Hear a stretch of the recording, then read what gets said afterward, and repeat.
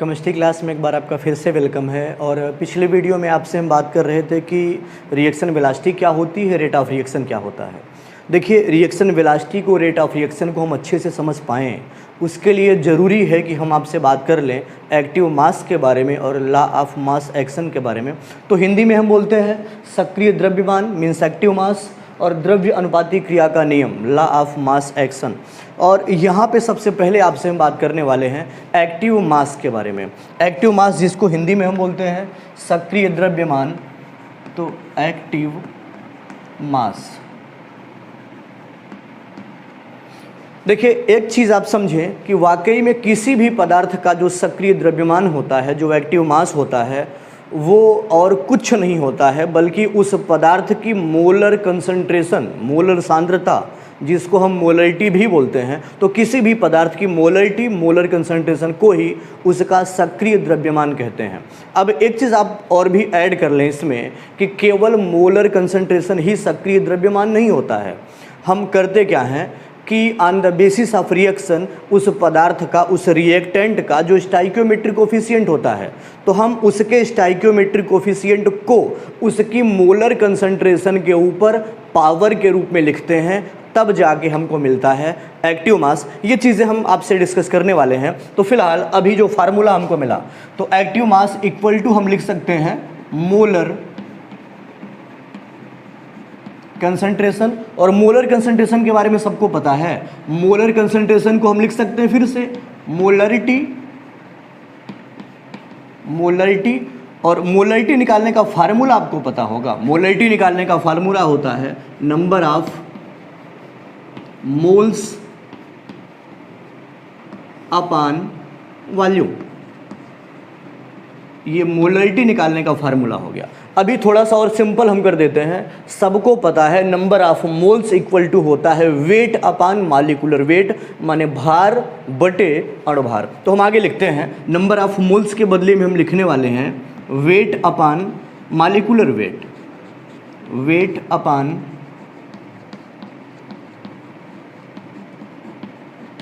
Molecular weight. तो ये number of moles के बदले में लिखा हमने वेट अपान मॉलिक्यूलर वेट, और अपान, जैसा कि पहले भी था, अपान वॉल्यूम। तो केवल मोलर कंसंट्रेशन लिख देना ही एक्टिव मास नहीं है। हम वाकई में ये करते हैं कि on the basis of reaction किसी भी पदार्थ का जो स्टाइकियोमेट्रिक कोफिशिएंट होता है, उस स्टाइकियोमेट्रिक कोफिशिएंट को मोलर कंसंट्रेशन के ऊपर या मोलरिटी के ऊपर एज पावर, घात के रूप में लिखते हैं, तब जाके बनता है एक्टिव मास। तो अभी हम जस्ट एक्टिव मास की यूनिट के बारे में ज़रा बात कर लेते हैं। तो बिल्कुल सिंपल बात आप समझते हैं कि एक्टिव मास चूँकि मोलर कंसंट्रेशन है, मोलरिटी है, तो मोलरिटी की जो यूनिट होगी सेम यूनिट होती है एक्टिव मास की। तो मोलरिटी की यूनिट आपको पता है, जो मोलरिटी की यूनिट है वही यूनिट होगी एक्टिव मास की। तो मोलरिटी की यूनिट क्या होती है? मोल पर लीटर। अब एक चीज़ आपसे हम लगातार बोल रहे हैं कि वाकई में केवल मोलर कंसंट्रेशन लिख देना ही एक्टिव मास नहीं है। स्टाइकियोमेट्रिक कोफिशिएंट को हम मोलर कंसंट्रेशन के ऊपर या पदार्थ की सांद्रता के ऊपर घात के रूप में, पावर के रूप में यूज़ करते हैं। तो ये चीज़ें क्या हैं वो ज़रा हम देखते हैं। हम कोई रिएक्शन यहाँ पे ले लेते हैं। मान लिया कोई रिएक्शन है M1A plus M2B equal to N1C plus N2D। ये कोई टिपिकल रिएक्शन है। तो एक चीज़ तो आप समझते हैं, A और B क्या है? रिएक्टेंट हैं जो कि रिएक्शन में पार्टिसिपेट कर रहे हैं, और C और D क्या है? प्रोडक्ट हैं जो कि रिएक्शन के लास्ट में बन रहे हैं। अब रही बात M1, M2 और N1, N2 के बारे में, तो M1 रिएक्टेंट A का स्टाइकियोमेट्रिक कोफिशिएंट है, M2 रिएक्टेंट B का स्टाइकियोमेट्रिक कोफिशिएंट है, N1 और N2 ये प्रोडक्ट C और D के स्टाइकियोमेट्रिक कोफिशिएंट है। और स्टाइकियोमेट्रिक कोफिशिएंट के बारे में आपको पता है, किसी भी फार्मूले के आगे या किसी भी सब्सटेंस के आगे जो नंबर होते हैं रिएक्शन में, वही उसका वाकई में स्टाइकियोमेट्रिक कोफिशिएंट होता है। तो अगर हम यहाँ से बात करें तो हम यहाँ से सीधे बात करते हैं कि ए का एक्टिव मास क्या होगा, बी का एक्टिव मास क्या होगा, या बाय द वे सी और डी के एक्टिव मास क्या होंगे। तो हम यहाँ पे बात करते हैं एक्टिव मास ऑफ ए, तो हम क्या करेंगे, हम ए का फार्मूला जो है सीधे ए ही यूज़ करेंगे बशर्ते कैपिटल ब्रैकेट में। तो कैपिटल ब्रैकेट में हमने यूज़ किया ए पावर, क्योंकि लगातार आपसे हम बोल रहे हैं स्टाइकियोमेट्रिक कोफिशिएंट जो होगा उसको हम पावर के रूप में यूज़ करेंगे। तो ए का स्टाइकियोमेट्रिक कोफिशिएंट कितना है, m1। और एक बड़ी बात आप याद रखें, ये कैपिटल ब्रैकेट का मतलब, कैपिटल ब्रैकेट आपको केमिस्ट्री में कभी भी मिले तो कैपिटल ब्रैकेट का मतलब ही होता है कंसंट्रेशन या मोलर कंसंट्रेशन। तो अगर कैपिटल ब्रैकेट में ए है तो कैपिटल ब्रैकेट में ए होने का मतलब ये है कि ये वाकई में एक ही कंसंट्रेशन या फिर ए का मोलर कंसंट्रेशन है, जिसके ऊपर पावर लिखा गया है किसका, स्टाइकियोमेट्रिक कोफिशिएंट का। तो रिएक्शन के बेसिस पे ए का स्टाइकियोमेट्रिक कोफिशिएंट m1, इसको हमने पावर के रूप में लिखा। यह है ए का एक्टिव मास। अगर हम बिल्कुल इसी तरीके से बी के एक्टिव मास के बारे में बात करते हैं तो active mass of B equal to concentration of B power stoichiometric coefficient m2। तो कैपिटल ब्रैकेट का मतलब बी की कंसंट्रेशन है। तो एक चीज़ आप और भी समझ लें, अगर बाय द वे हमको रिएक्शन में एक ही कंसंट्रेशन पता रही होती तो तब हम एक ही वो कंसंट्रेशन लिखते और रिएक्शन से उसका जो भी स्टाइकियोमेट्रिक कोफिशिएंट होता, बाय द वे 1 2 3 4 कुछ भी हो सकता था, कुछ नहीं है। हमने यहाँ पे सिंबल में m1 लिया है तो हमने पावर m1 लिखा। अगर बाय द वे कोई वैल्यू रही होती इसकी मीन्स मोलरिटी की या मोलर कंसंट्रेशन की वैल्यू हमको पता रही होती तो एग्जैक्ट वो वैल्यू हम लिखते और पावर स्टाइकियोमेट्रिक कोफिशिएंट आपको रिएक्शन से मिल जाता। तो ये चीज़ें आप समझते हैं।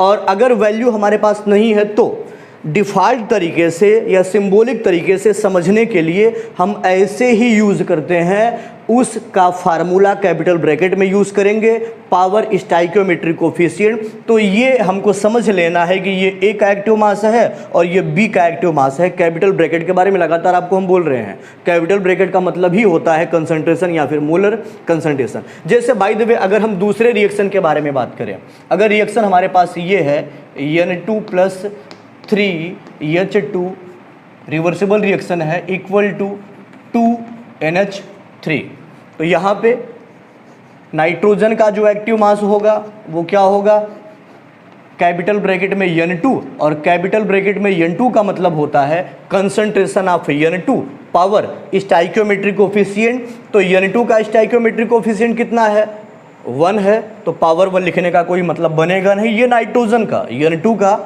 एक्टिव मास हो गया। और बिल्कुल इसी तरीके से अगर हम हाइड्रोजन के on the basis of reaction हम बात कर रहे हैं, रिएक्शन हमारे सामने है और इसी बेसिस पे हमको हाइड्रोजन का एक्टिव मास पता करना है। तो हाइड्रोजन का एक्टिव मास क्या हो जाएगा, कैपिटल ब्रैकेट में H2 पावर स्टाइकियोमेट्रिक कोफिशिएंट 3, या इसको हम अगर पढ़ेंगे तो ऐसे पढ़ेंगे हाइड्रोजन कंसंट्रेशन या concentration of hydrogen power 3।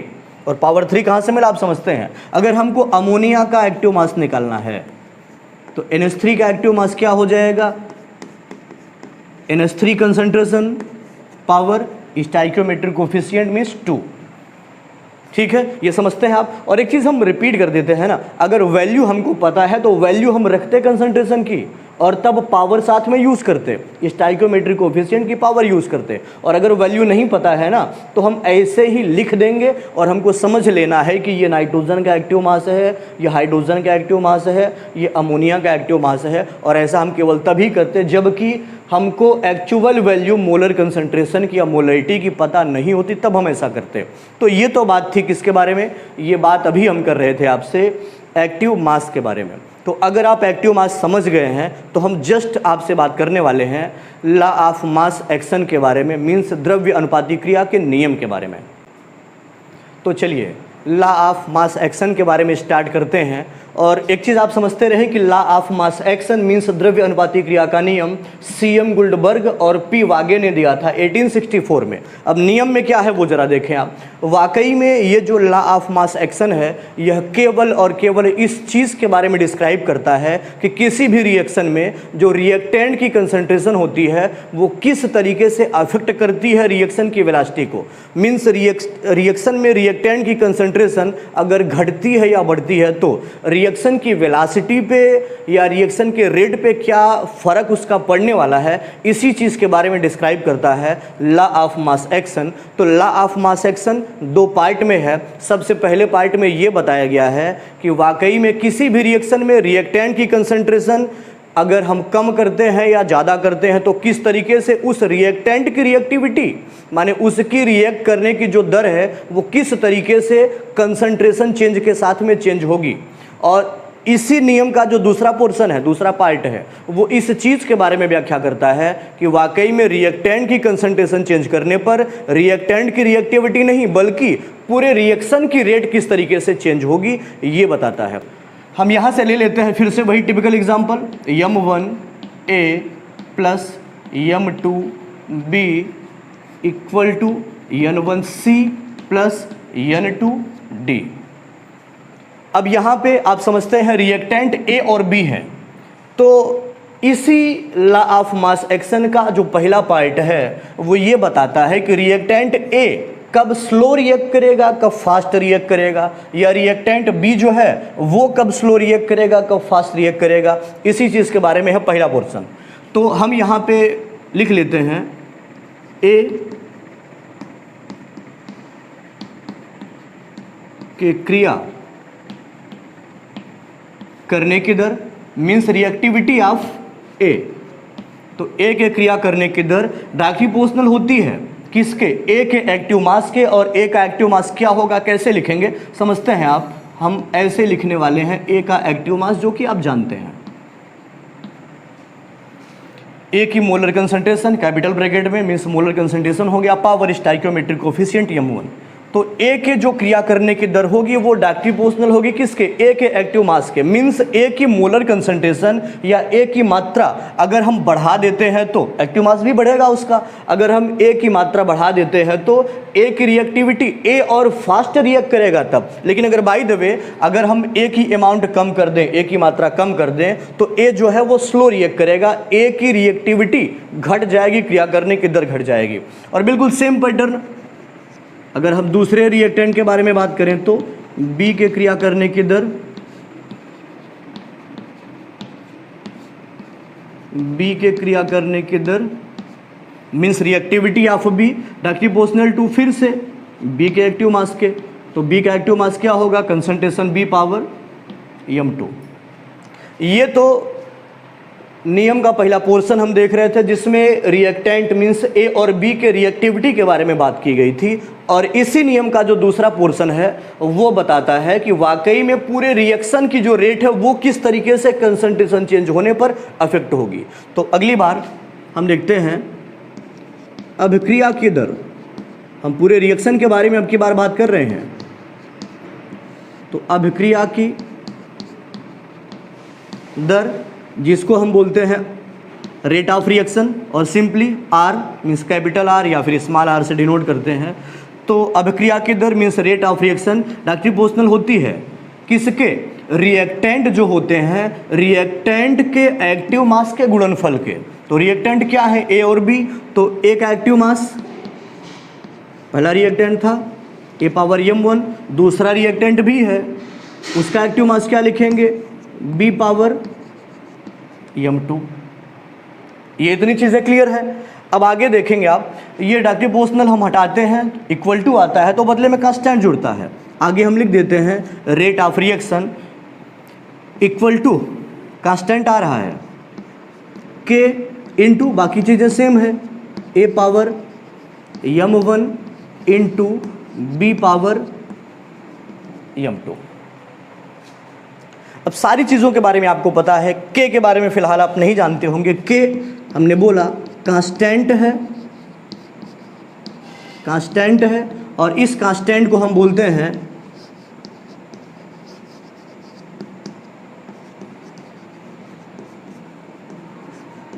Velocity constant.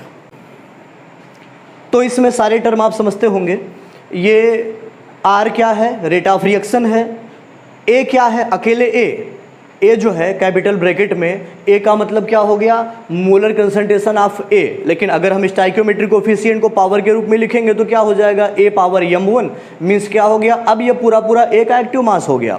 और बिल्कुल अगर हम अकेले बी की बात करेंगे तो कैपिटल ब्रैकेट में बी का मतलब क्या हो गया, बी की मोलर कंसंट्रेशन या मोलरिटी, और साथ में अगर हम बी की मोलर कंसंट्रेशन के ऊपर स्टाइकियोमेट्रिक कोफिशिएंट एज पावर लिखेंगे तो ये पूरा मिला के हो गया means concentration B power m2, ये हो गया बी का एक्टिव मास।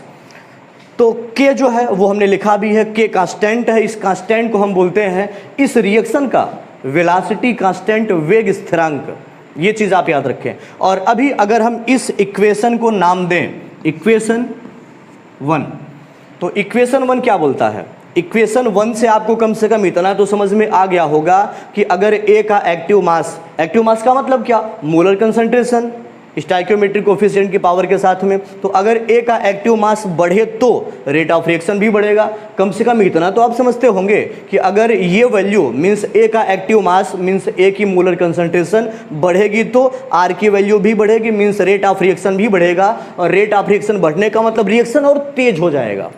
ठीक है, या आप यह भी मानते होंगे कि इसी तरीके से अगर बी का एक्टिव मास मीन्स बी की मोलर कंसंट्रेशन भी बढ़ती है तब भी rate of reaction means R की वैल्यू तब भी बढ़ जाएगी।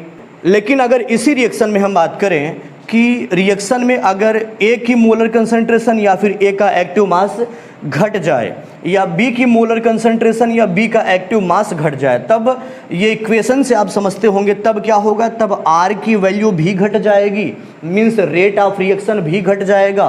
और रेट ऑफ रिएक्शन घटने का मतलब रिएक्शन स्लो हो जाएगा।